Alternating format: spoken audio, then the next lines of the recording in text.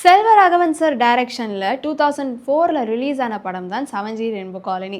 So இந்த படம் release ஆன அப்போது எல்லாருமே வந்துட்டு என்ன படம்டா இதுங்கிற மாதிரி தான் யோசிச்சாங்க. ஏன்னா அவ்வளோ ஹிட்டு கொடுத்த ஒரு படம்.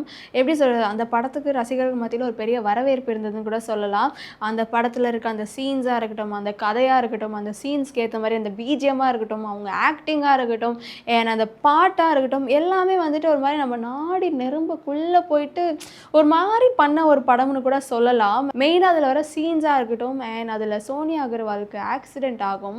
அந்த சீன்லாம் பார்க்கும்போது நல்லா பயந்துட்டு, ஆக்சிடெண்ட்லாம் இப்படியாக இருக்குங்கிற மாதிரிலாம் ஐயோ என்னெல்லாம் தூக்கி வாரி போட்ட ஒரு படம்னு கூட சொல்லலாம். ஒரு மாதிரி எமோஷ்னலாக நிறைய பேர் கனெக்ட் ஆகிருக்கும்.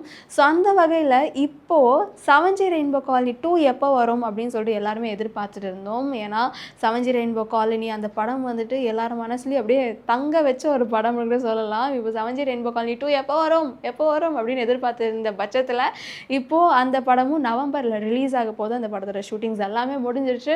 ஸோ அந்த படத்தில் நம்ம கதிர் அவங்களும் நடிக்கிறாங்க. அண்ட் அந்த படத்தில் சோனியா அகர்வால் மேம்க்கு பதில் இப்போது அனஸ்வரா அவங்க நடிக்க போகிறாங்க.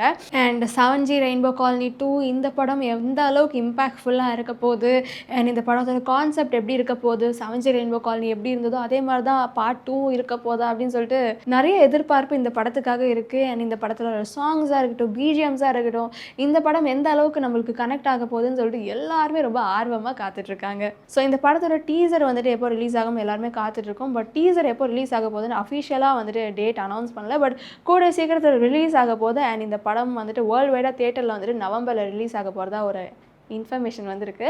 பட் இது எந்த அளவுக்கு உண்மைன்னு தெரியல. இந்த படத்தை பற்றின அப்டேட்ஸ் அண்ட் அனௌன்ஸ்மெண்ட் வந்தால் மட்டும் தான் நம்மளுக்கு தெரியும்.